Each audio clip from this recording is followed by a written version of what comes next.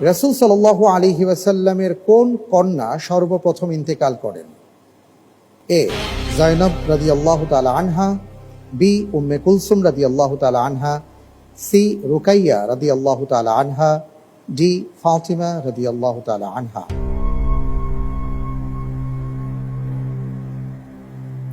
আলহামদুলিল্লাহ, আমি এর উত্তর হিসেবে বেছে নিচ্ছি রুকাইয়া রাদিয়াল্লাহু তাআলা আনহা। ফ্রিজ করে দেওয়া হোক রুকাইয়া রাদিয়াল্লাহু তাআলা আনহা। আপনি অনেক চিন্তা ভাবনা করে সি অপশনকে বেছে নিয়েছেন। চিন্তা ভাবনা বলবো না, অনেকটা দৃঢ়তার সাথেই বেছে নিয়েছেন। এটা ছিল তৃতীয় ধাপের 12 নম্বরের জন্য সর্বশেষ প্রশ্ন। আপনি যে উত্তরটি দিয়েছেন, আপনার উত্তরটি